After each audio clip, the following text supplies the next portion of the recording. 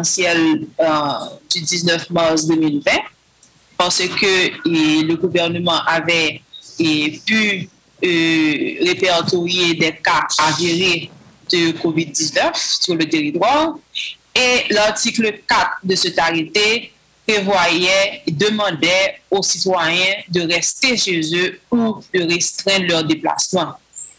Et dans quel but? C'est dans le but de restreindre la propagation du virus. Donc, depuis la COVID-19, et les entrepreneurs s'interrogent sur le moyen juridique de réduire les conséquences néfastes de cette crise. Et cette demande, elle continue, bien qu'il n'y ait pas eu, et contrairement aux pays européens ou bien aux États-Unis et au Canada, il n'y a pas eu de confinement en Haïti, mais quand même les conséquences se sont fait sentir, surtout qu'il y a eu le couvre-feu qui a été déclaré. Donc, les entrepreneurs se tournent vers cette notion de force majeure et espèrent que cette notion de force majeure va les aider à neutraliser certains problèmes découlant de l'exécution de leurs obligations contractuelles.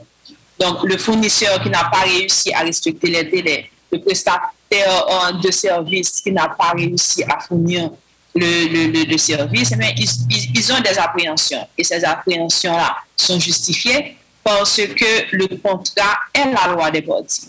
Donc, il y a une sanction, il y a des sanctions en cas de non-respect des obligations qui découlent du contrat. Donc, les parties à un contrat sont tenues de s'y soumettre. Donc, on a diverses dispositions du Code civil qui prévoient qu'en cas de non-respect des obligations contractuelles, eh bien, en cas d'exécution des obligations, en cas de retard dans l'exécution des obligations contractuelles, le débiteur sera condamné à payer des dommages et intérêts, à payer une somme d'argent. Donc, c'est pour cette raison que la notion de force majeure semble être une notion salvatrice.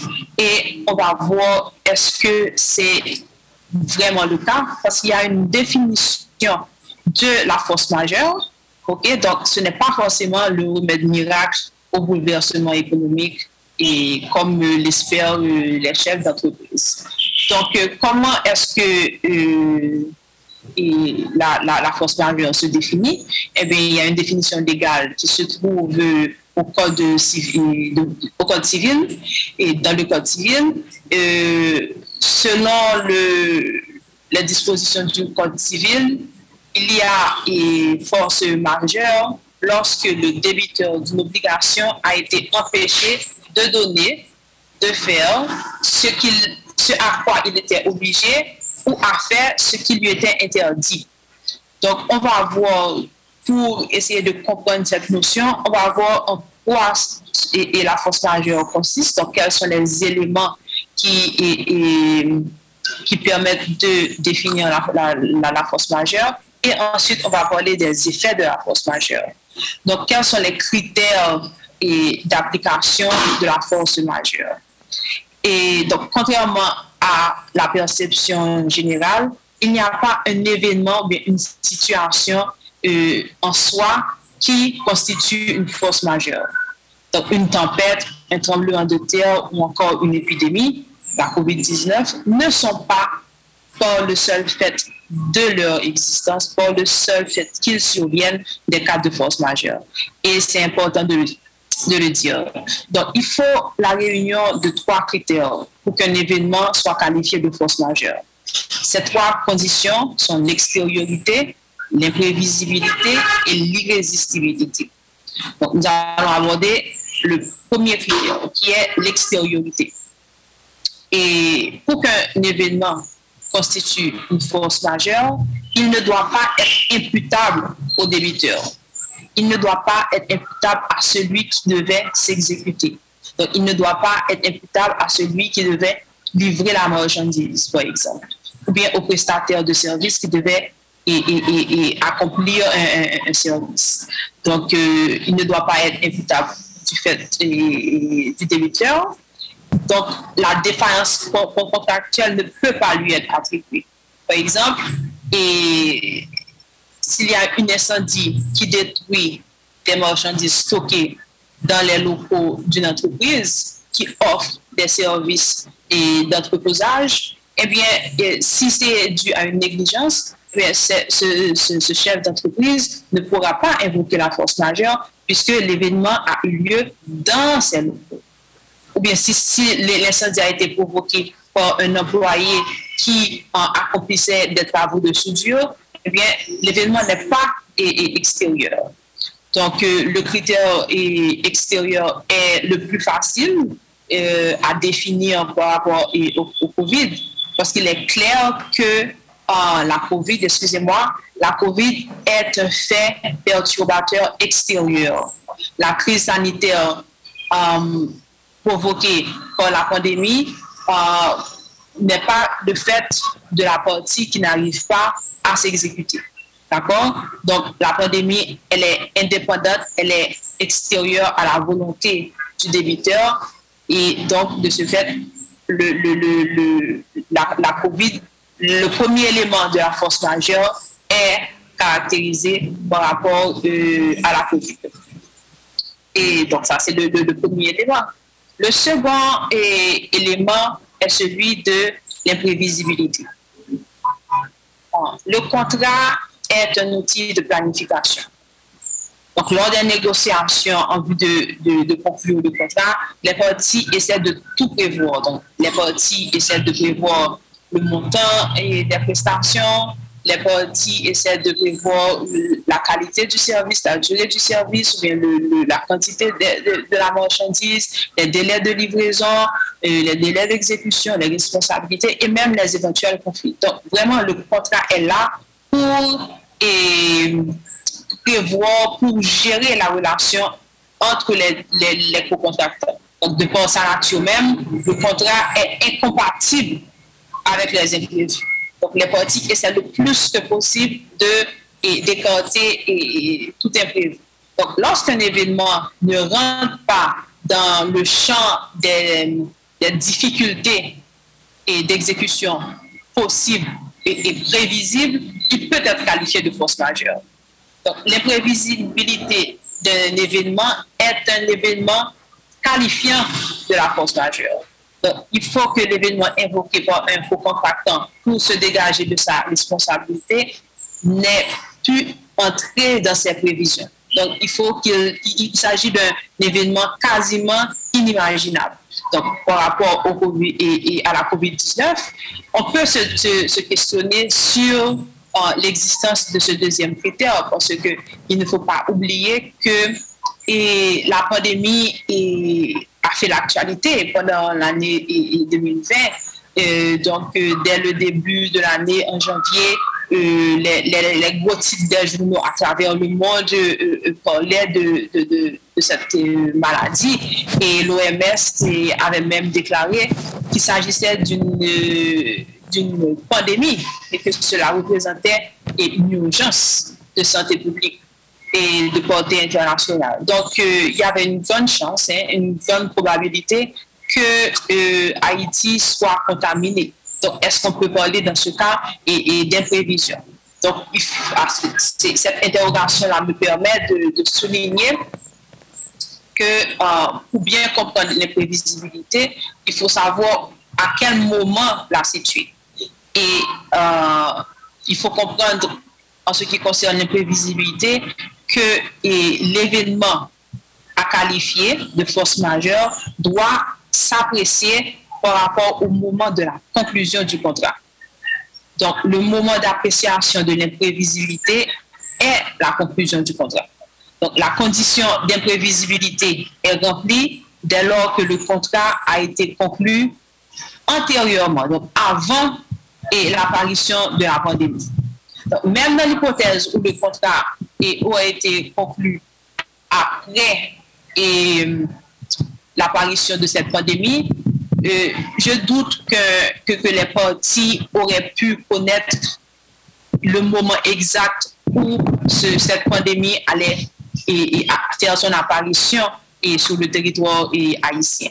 Donc, et en plus, les parties aurait été également incapable de prévoir quelles mesures le gouvernement allait prendre pour empêcher la propagation du virus. Donc, on peut dire que, par rapport à ce deuxième critère qui est l'imprévisibilité, que la COVID-19 était un événement imprévisible parce que les parties qui ont signé le contrat ne pouvaient pas prévoir le moment de son apparition sur le territoire haïtien et ne pouvaient pas non plus prévoir la réaction du gouvernement et les actions gouvernementales qui allaient être adoptées.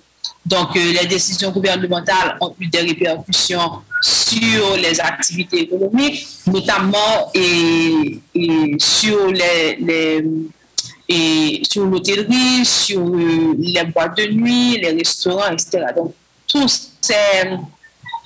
toutes ces activités ont été fortement impactées, notamment parce qu'il y avait aussi la demande de distanciation sociale. Il fallait qu'il y ait un minimum de personnes dans un même lieu, dans un même espace.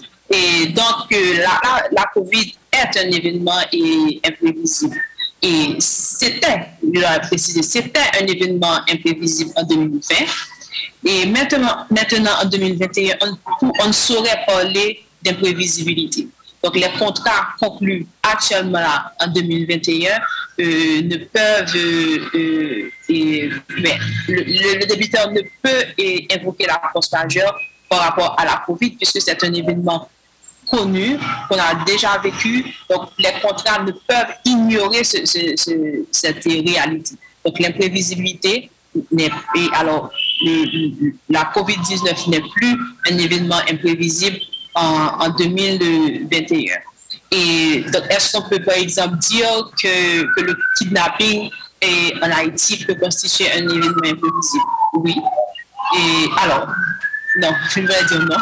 Ça ne peut pas constituer un événement imprévisible à Port-au-Prince spécialement parce que une entreprise, par exemple, de transport doit envisager la possibilité que le chauffeur se fasse kidnapper et que la marchandise ne soit pas livrée. Donc, l'idée de l'imprévisibilité, c'est l'impossibilité un événement qui suspendrait l'exécution d'une obligation.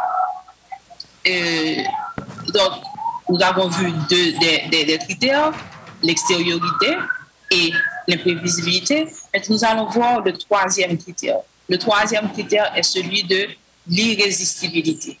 Donc, est-ce que la COVID-19 est un événement irrésistible? Donc, qu'est-ce qu'on entend par irrésistibilité? Eh bien, on parle d'un événement irrésistible lorsqu'il est insurmontable. C'est-à-dire que les parties ne peuvent pas exécuter l'obligation. L'exécution de l'obligation devient totalement impossible. Donc, selon les dispositions de l'article 938 du Code civil, pour qu'il y ait force majeure, il faut que l'événement rende impossible l'exécution du contrat. Et je peux dire que pour évaluer le caractère irrésistible de la COVID, il faut répondre à une question. Est-ce que le débiteur, le co-contractant, pouvait prendre des mesures pour éviter une exécution du contrat? Donc, si on prend l'exemple du couvre-feu, par exemple, ou bien de la fermeture de certaines institutions qui a été exigée par le gouvernement, ou bien l'interdiction de rassemblement de plus de 5 personnes, eh bien, certaines entreprises, notamment les entreprises qui demandent beaucoup de main-d'œuvre, eh bien, et les entreprises de restauration, de divertissement, et ces entreprises ne pouvaient pas exécuter leurs obligations parce que, selon les décisions gouvernementales, il fallait réduire le nombre de personnes pouvant travailler dans l'entreprise. Donc, il s'agit là d'obstacles insurmontables à l'accomplissement des obligations d'une entreprise. Donc, certaines de ces entreprises n'ont pas pu résister aux effets de l'épidémie et une entreprise de transformation, par exemple, et qui ne peut plus s'approvisionner en matière et première parce que le gouvernement a pris la décision de fermer les frontières, eh bien, cette entreprise se trouve dans l'impossibilité matérielle de maintenir sa production, donc d'honorer ses commandes. Donc, dans ce cas, on peut dire que la COVID-19 était un événement irrésistible. Donc, de manière classique, pour qu'on puisse parler de force majeure, il faut le cumul des caractères d'imprévisibilité, d'irrésistibilité et d'extériorité. Donc, si ces trois critères sont réunis, un événement est peut-être qualifié de force majeure. Donc, est-ce que ce qui constitue un cas de force majeure... Je suis toujours là? Bien sûr, vous êtes là. Ok, d'accord. Et bon, il faut aussi préciser qu'une épidémie en soi n'est pas constitutive de force majeure. Mais la COVID-19 était une maladie particulière, c'était une maladie émergente et pandémique, donc, qui s'est propagée au niveau mondial, extrêmement contagieuse et qui en plus était associée à une morbimortalité. Donc cette morbimortalité a mis en défi tous les systèmes de santé à travers le monde. Donc la crise sanitaire et les réactions des gouvernements qui ont pris des mesures pour contrôler la propagation du virus peuvent être considérés comme des événements imprévisibles et extérieurs aux entreprises. Et donc, je dois encore souligner que l'impossibilité d'exécuter des contrats doit être appréciée au cas par cas. Donc, pour déterminer si l'exécution des obligations contractuelles et d'une entreprise ne vont pas entraîner sa responsabilité, il faut regarder si l'entreprise est dans l'impossibilité absolue de s'exécuter. Donc, ce qui peut être impossible pour une catégorie d'entreprise peut ne pas l'être pour une autre catégorie d'entreprise. Donc, le fait que la COVID-19 réunit l'ensemble des critères pour être qualifié d'événement de force majeure ne veut pas dire forcément au cas par cas et ce critère sera maintenu parce que cela dépend aussi de la capacité de l'entreprise à faire face aux difficultés que crée la force majeure. Donc, si l'entreprise peut exécuter quand même son obligation en dépit des difficultés que lui cause cette exécution, donc par exemple, si l'exécution devient beaucoup plus onéreuse et que le contrat coûte beaucoup plus que prévu, l'exécution du contrat coûte beaucoup plus que prévu, eh bien, on ne pourra pas qualifier tout événement de force majeure. Donc, si l'exécution du contrat peut être surmontée par des mesures appropriées, la qualification. Nous sommes avec Osbert Augustin de la CCAH, la Chambre de conciliation et d'arbitrage. Vous êtes là, Maître Augustin? Maître Augustin, vous êtes là? Nous avons perdu pendant quelques temps. On s'achemine vers la fin de votre intervention. Alors, si on vous retrouve, ce sera pour clôturer pratiquement. Non. Oui. Oui, allez-y.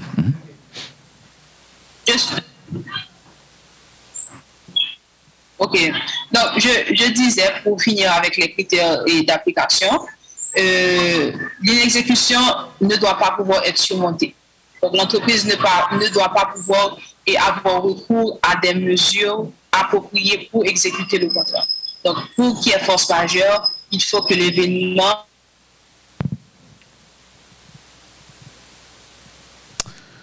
Encore une fois, on a perdu Maître Osbert Augustin, qui était pratiquement à la fin de son intervention.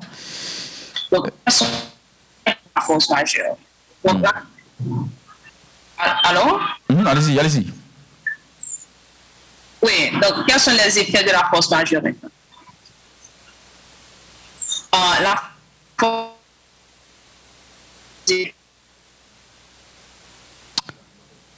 Définitivement, c'est compliqué, hein? C'est compliqué. Attends, Augustin, vous êtes là? Oui, je suis là. Moi, de mon côté, je vous reçois bien. Oui, parfois on vous perd. Et alors, vous allez nous parler rapidement des effets, mais comme je vous dis, le temps nous fait la guerre, donc s'il faut parler des effets, ce sera l'affaire de 2 minutes pour boucler l'intervention. C'est ça, c'est ça. Donc, je disais que la force majeure a 2 effets. La force majeure a un effet extinctif, donc qui met fin au contrat. Et la force majeure a aussi un effet exonératoire. Donc, le débiteur n'est pas tenu de réparer le créancier du dommage qu'il a subi. Donc, brièvement, pour l'effet extinctif, et si l'impossibilité d'exécuter est absolue et définitive, la force majeure met fin à l'obligation contractuelle. Donc, cependant, si le cas de force majeure est temporaire, si l'empêchement est temporaire, et dans ce cas, le contrat n'est pas résolu, mais le contrat est suspendu. Donc, on ne met pas fin au contrat, mais le contrat est suspendu. Et cette suspension dure le temps que dure l'empêchement. Donc, ce n'est qu'en cas d'empêchement définitif d'exécuter, ou si l'exécution est hors de trop,